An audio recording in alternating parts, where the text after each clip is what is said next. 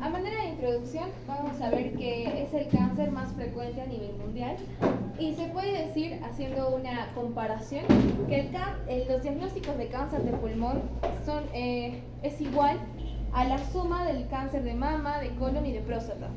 Entonces esto nos da una idea de qué tan frecuente es a nivel mundial. Se dice que es un cáncer primario broncogénico, ya que los secundarios son metastásicos. Respecto a su distribución, vamos a ver que casi el 90% de los cánceres de pulmón son carcinomas. El 5% son tumores carcinoides y el otro 5% son otro tipo de tumores, o bueno, otro tipo de cánceres, perdón. Bien.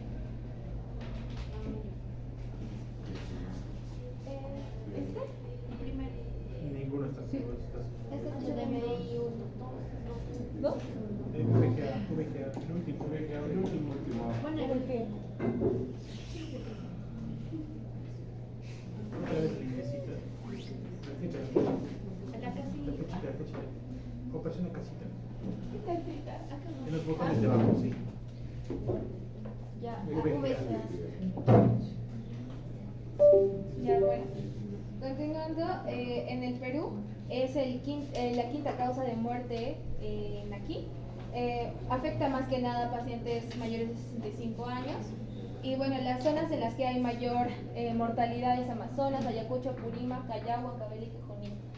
Es un resumen más que nada, vamos a ver factores de riesgo, síntomas y lo más importante, la prevención, que es dejar de fumar o dejar de estar expuestos al humo, ¿no? Bien, ahora con respecto al cáncer, ya les dije, es el diagnóstico más frecuente a nivel mundial, la primera causa de muerte en todo el mundo y se da más que nada entre los 55 y 84 años. Está asociado y su factor más importante es el tabaquismo o la exposición al humo de tabaco. Básicamente, en una clasificación general vamos a ver que va a ser cánceres microcíticos o de células pequeñas y cánceres no microcíticos o de células no pequeñas. Dentro de estos tenemos al adenocarcinoma y al carcinoma epidermoide. Ahora, explicando más que nada su etiología y su patología, casi todos los cánceres, especialmente el del pulmón, va a estar desencadenado por un carcinógeno, que básicamente va a ser una sustancia que va a modificar el ADN de las células, como podemos ver en su fisiopatología. Entonces, tenemos el epitelio respiratorio. A este epitelio va a llegar el carcinógeno y lo que va a hacer va a dañar el ADN de la célula y va a empezar a producir cambios, que ya le vamos a ver, y se va a volver un tejido maligno, ¿no? Y este epitelio se va a transformar en un epitelio inestable, ¿no? Ya. Se dice, en el libro nos menciona que la relación que su factor más principal, que es el tabaquismo, es casi lineal entre la frecuencia del cáncer. Por eso nos dice que una cajetilla, el consumo de cajetillas en proporción a los años nos da el riesgo de tener cáncer, ¿no? Ahora les voy a hablar de uno de los factores más importantes que ya les he estado mencionando, que es el tabaquismo. ¿Qué es lo que pasa? El tabaquismo, el humo de tabaco básicamente tiene estos factores carcinógenos que van a hacer este daño. Es por eso, ya que el tabaco también, además de ser una de las sustancias más consumidas desde desde pequeños, ¿no? Va a ser uno de los factores más importantes. Se dice que las mujeres son más susceptibles a este carcinógeno que va a afectar a las células epiteliales respiratorias. Estos cambios podría decirse, almacenarse, guardarse en la célula guardarse. Entonces, cuando llega un punto en el que llega otro factor desencadenante, se va a demostrar el cáncer. O caso contrario, puede dejar de fumar la persona y recién se va a dar a conocer el cáncer. Lo que es el nuevo término actual, que es vapear, también es uno de los factores más importantes para lo que es el desarrollo de cáncer, puesto que también tiene sustancias carcinógenas. Y bueno, como ya les había dicho, estar expuestos, que es una exposición pasiva al humo de cigarro, tabaco, incluso al humo de leña, puede activar también esos agentes cancerígenos. Y aquí se menciona una gran pregunta: ¿Qué pasa con los grandes fumadores que no presentan cáncer? ¿Qué es lo que nos dice el libro? Lo menciona como un factor de suerte. ¿Por qué? Porque van a haber ciertas variantes enzimáticas que van básicamente a cambiar estas sustancias carcinógenas en realmente cáncer. Entonces, nos dice que tenemos procarcinógenos. Estos no expresan cáncer. ¿Qué es lo que pasa? Llega la enzima P450 y recién se convierte en carcinógeno. Pero ¿qué es lo que pasa en estas personas? Que a pesar de fumar 50 años, etcétera, 50, 60 años, no desarrollan cáncer, es que tienen una variante en esta enzima. Entonces, ¿qué es lo que hace esta variante? Hace que solo se quede como procarcinógeno, que ya le voy a explicar más adelante. Bien, aquí tenemos básicamente el resumen. Llega el humo de tabaco, etcétera, hace la inflamación primaria, que podría resultar en EPOC, etcétera. Y al final llega a hacer cambios más grandes, metaplasia y displasia, ¿no? Y los primeros cambios histológicos se van a empezar con la aparición de la hiperplasia celular basal y la metaplasia escamosa. Ahora, otros factores de riesgo, como los riesgos industriales. ¿Cuáles son estos? Las personas que están expuestas a materiales tóxicos como el arsénico, cromo, uranio, níquel, cloruro, vinilo, gas mostaza, incluso la radiación ionizante en altas dosis. ¿Qué quiere decir? Por ejemplo, en el libro se menciona las exposiciones como la de la bomba de Hiroshima y Nagasaki y la explosión de la planta 4 de Chernobyl. Después tenemos lo que es la contaminación atmosférica, y aquí nos dice que a un fumador que está expuesto a un ambiente donde puede haber una neblina tóxica, aumenta su factor de riesgo de tener cáncer. Principalmente se nos menciona que tienen mayor riesgo en contaminación atmosférica a las personas que están expuestas al gas radón. ¿Y cuál es este gas? Eso es básicamente un gas procedente del lecho rocoso. Es decir, que vamos a tener este gas en superficies inferiores, ¿no? Como por ejemplo un almacén, sótanos, etc. ¿Quiénes están expuestos a esto? Mineros, las personas en ingeniería que trabajan haciendo túneles, etc. Ahora, aquí las mutaciones genéticas. Esto básicamente nos va a explicar que el cáncer también tiene un factor hereditario. ¿Por qué? Porque la persona el gran fumador que no desarrolla cáncer sí presenta una modificación en su ADN. Es decir, que el humo o este agente carcinógeno llega a hacer daño a nivel del ADN, pero sin presentar cáncer. Pero al hacer daño genético, este es pasado a sus generaciones, ¿no? Entonces, además de no hacer cáncer, puede llegar a ser un carcinoma infiltrante, que básicamente es solo daño epitelial en la persona, sin llegar a diagnosticarse cáncer como tal. Aquí nos habla en esta parte también nos habla del adenocarcinoma, que es en personas no fumadoras, pero que sí presentan cáncer por mutaciones de las enzimas que ya les había comentado. Y tenemos después al carcinoma epidermoide, que es las personas que están expuestas al humo, no fumadores expuestas al humo.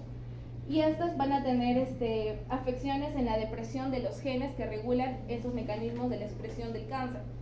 Y el carcinoma de las células pequeñas, que se da en fumadores, en grandes fumadores, y que es por la mutación de los genes de TP53RB.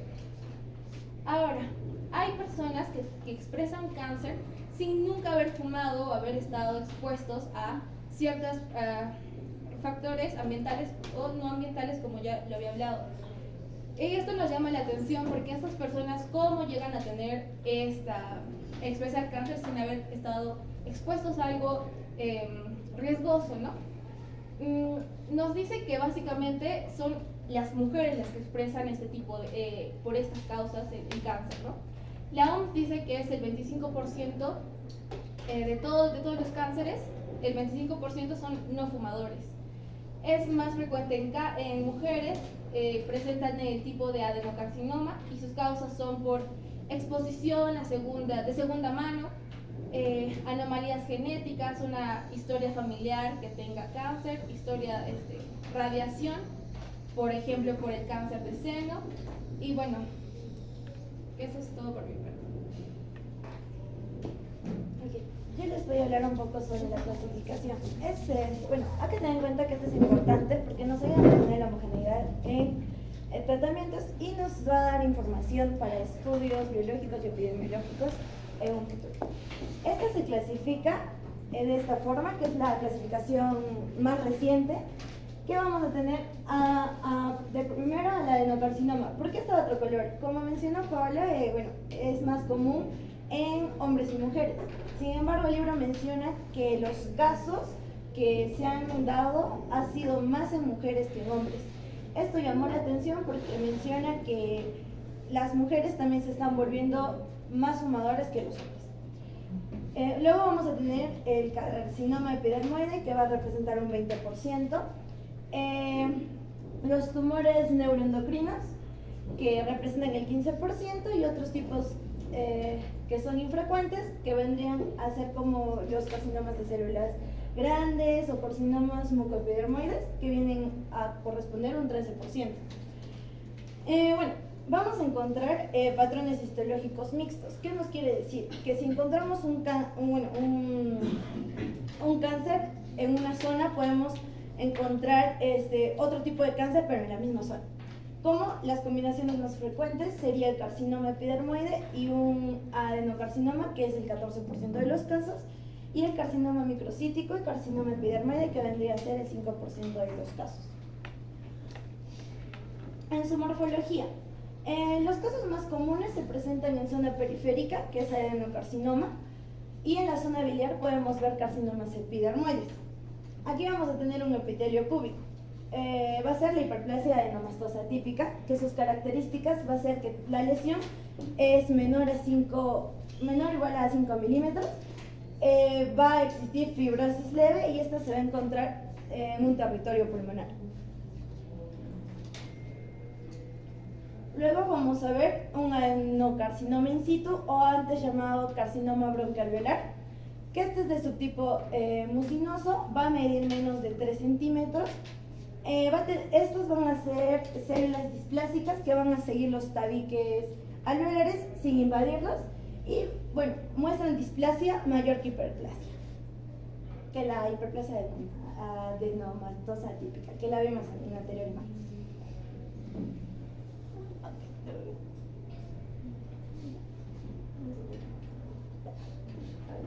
En adenocarcinoma vamos a ver, bueno, se puede ver en la primera imagen que esta va a ser con formación de glándulas y va a mostrarse el factor TTF-1, que va a ser el primer factor de transcripción tiroidea.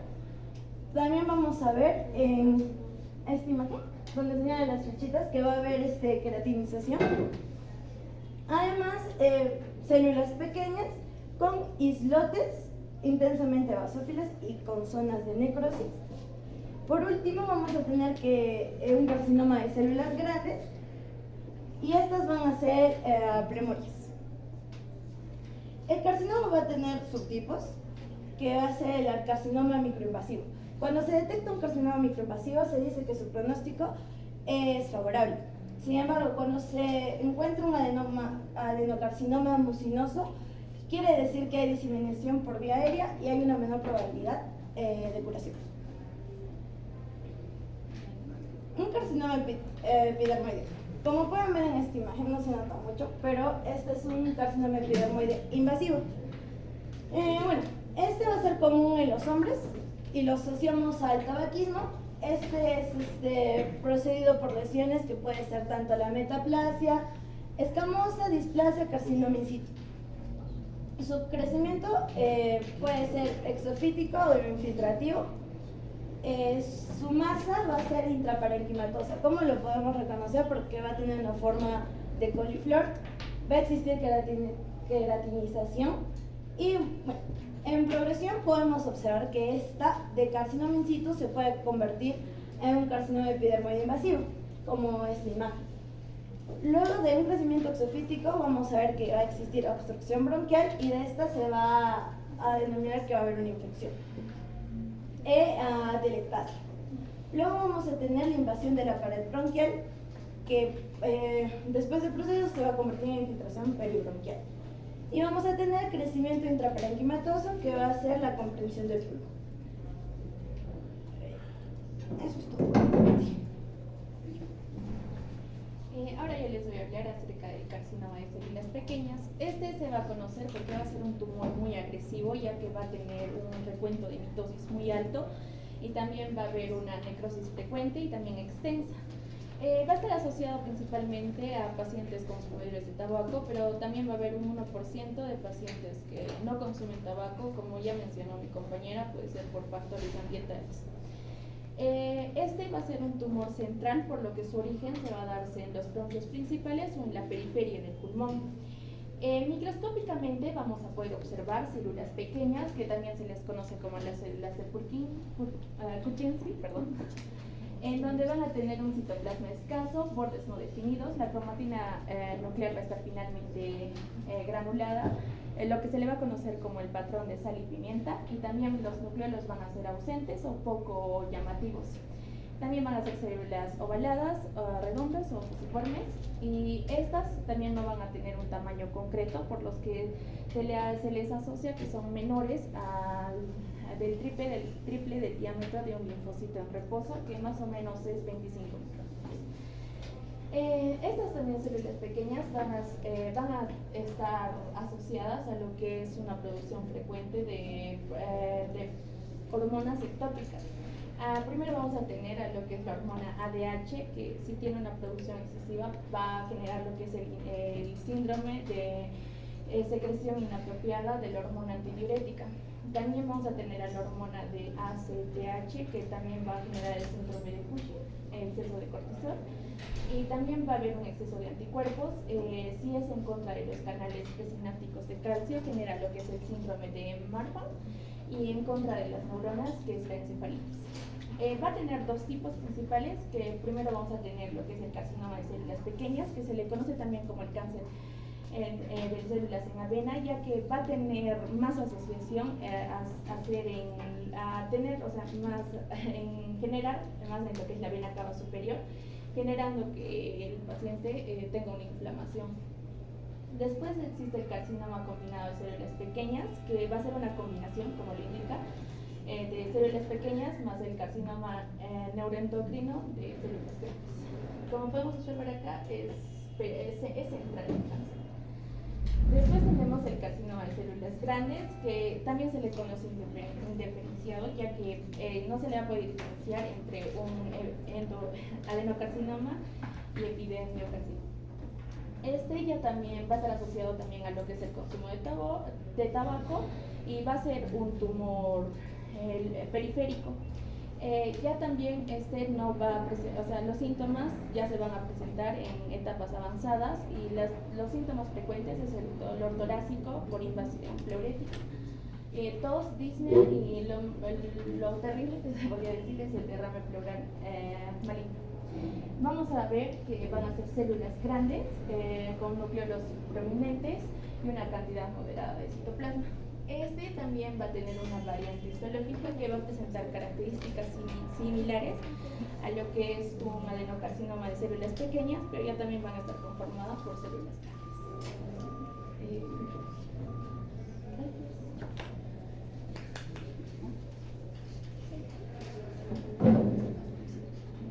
Ya bueno, vamos a pasar a lo que vendrían a ser las características clínicas, donde vamos a mencionar que estos tumores pulmonares van a ser bastante insidiosos y agresivos, y van a ser predominantes en lo que vendrían a ser personas con 50 años o más. Los principales síntomas vendrían a ser la tos y la disnea, que se suele relacionar con lo que vendrían a ser alteraciones en las vías respiratorias centrales, ¿no? Por otro lado tenemos, y bueno, la tos va a estar en un 75% de los casos y la disnea en un 25%.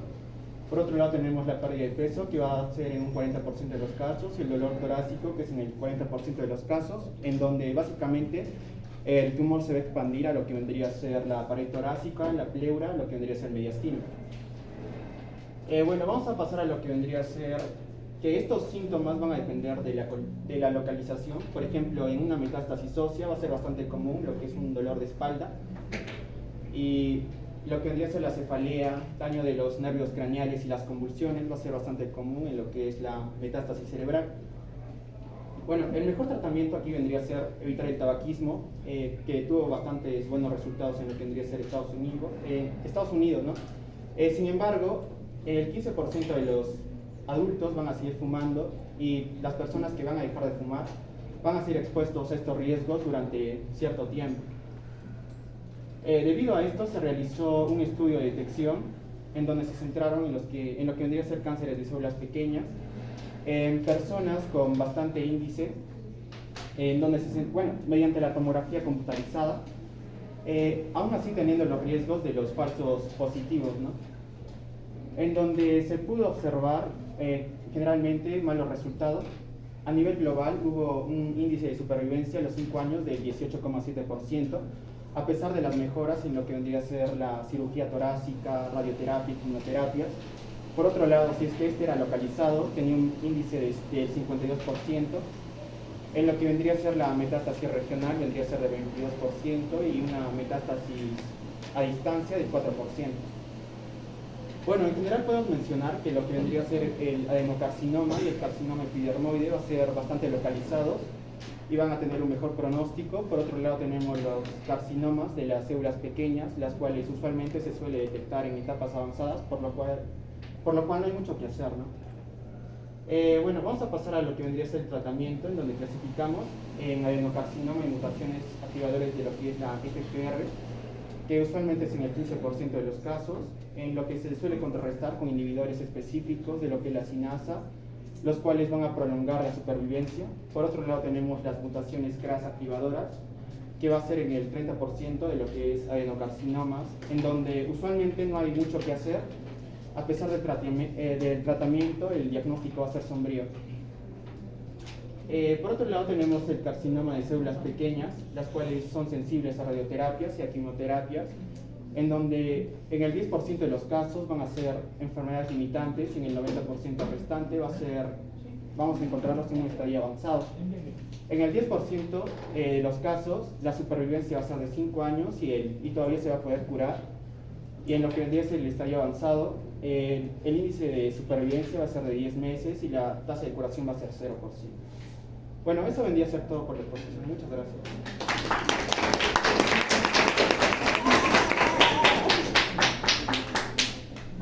A ver, grupo expositor Freddy, ¿cómo se clasifican las neoplasias? Las neoplasias, tu tema, ¿cómo se clasifican? Bueno, las neoplasias se clasifican en lo que es malignas y benignas. Habla de neoplasias malignas. ¿Cómo se clasifican las malignas? Bueno, las malignas más que todo van a ser bastante agresivas, y vamos a tener los carcinomas. ¿Cómo se clasifican? ¿Compañeros han escuchado? ¿Cómo Claro. lo clasifican? Lo que vendrían a ser células pequeñas ¿Ya? y los carcinomas combinados de células pequeñas. No. El tema de exposición, todo lo que debería saber. A ver, la otra compañera. Espinosa, sí. ¿Cómo se clasifican? Se clasifican en dos sectores, de células pequeñas y no pequeñas, o macrocíticos o no macrocíticos. Ya, esa es una de las clasificaciones. Las no pequeñas, ¿cuáles se encuentran? En las no pequeñas, el carcinoma epidermoide Ya. y el adenocarcinoma. Ujú. Y el carcinoma de células. Ese es- Listo. Ok, chicos, entonces, el carcinoma, ¿qué pasa, Freddy? Solo tu tema, Freddy. Claro, peor con eso, chicos. Ojo, la planificación es individual. Así es que ahorita yo estoy poniendo 2, 3, 14, dependiendo de cómo están sus. Peor con tu respuesta. Muy bien, como nos dijo su compañera, en realidad en el cáncer, no me hablaste de las mutaciones, existen algunas mutaciones. Me tienes que decir puntual. Existen mutaciones específicas en el cáncer de pulmón que de manera actual antes cáncer de pulmón tenía mal pronóstico, porque no había un tratamiento dirigido. Actualmente todos los cánceres de pulmón, especialmente los adenocarcinomas, tienen una mutación especial, son 2 mutaciones, y ahorita hay un tratamiento específico dirigido para esos tipos de mutaciones. Por lo tanto, el pronóstico de cáncer de pulmón, especialmente los adenocarcinomas, ha mejorado a la actualidad. Ustedes ya tienen que estar actualizándose. En mi época todos eran agresivos. Actualmente hay tratamiento inmunológico dirigido para el adenocarcinoma. Lamentablemente los tumores de pulmón son neoplasias que van a ser diagnosticadas tardíamente y a veces incidentalmente. Es por eso que a algunos trabajadores se les pide placas de tórax o algo para poder identificar la lesión. Damos la sintomatología como la dificultad respiratoria, en casos ya avanzados, hay baja de peso, como en la mayoría de las neoplasias, y bueno, el antecedente, esté fumando, que haya fumado demasiado, o que haya estado expuesto a algún tipo de insumo que sea el carcinogénico. ¿Okay? Entonces, eso depende mucho de el estilo de vida también que se lleve, el tipo de trabajo también que se tenga. Como hemos visto, hay un tipo de neumoconiosis que también está asociado al desarrollo de neoplasias malignas. Listo. Muy bien, entonces vamos a clasificar, vamos a decir por acá, como su compañera ya nos dijo, en 4.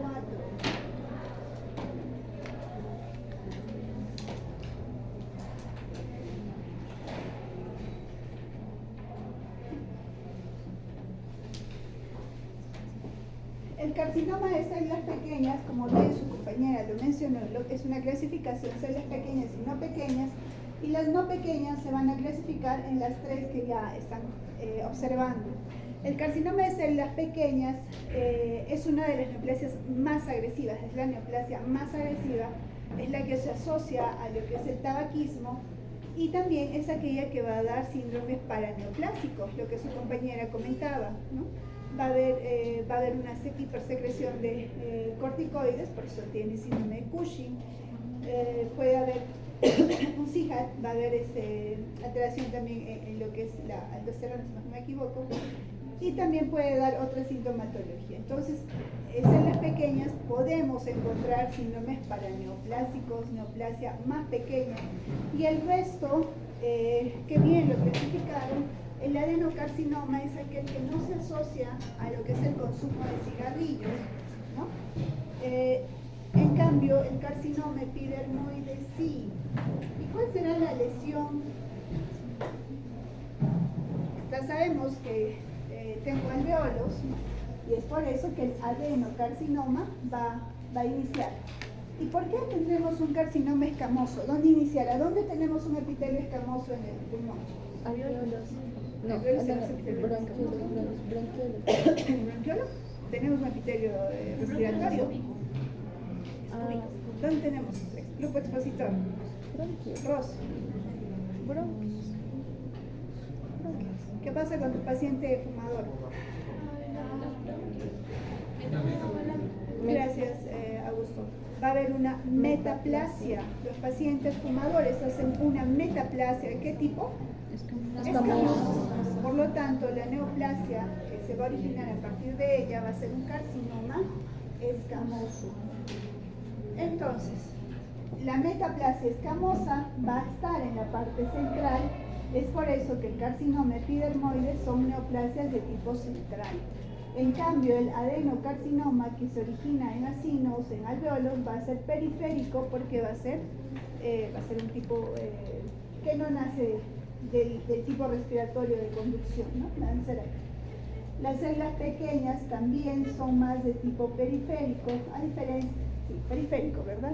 Central. Central. Central. Y las células grandes son periféricas, ¿no? Claro que las cells o las células pequeñas pueden ser central o periférico, no es una exclusión. Pero en los carcinomas epidermoides sí, es más de tipo central, y los adenos son de tipo periférico. ¿Okay? Entonces, si ustedes van a ver un paciente con un nódulo, que se les diga, se observa un varón de 80 años, fumador, en cuya tomografía se observa una imagen especulada de características malignas a nivel central. ¿Cuál sería su sospecha diagnóstica? Entonces, un carcinoma fumador podría ser células pequeñas o podría ser un de tipo epidermoide, más pequeño. Listo. ¿Qué más quiero que recuerden? No me ha tocado las metástasis. Nos dijo que ¿Ya no? Bueno, recuerden que a nivel de lo que es primario, recuerden que solo es un nódulo, eso también lo vamos a ver en hígado, pero cuando son metástasis, van a ser más de 2 nódulos a nivel pulmonar. Ok, chicos, entonces con esto acabamos la parte de pulmón. Perdón, vamos a ver ahora un poco de hígado.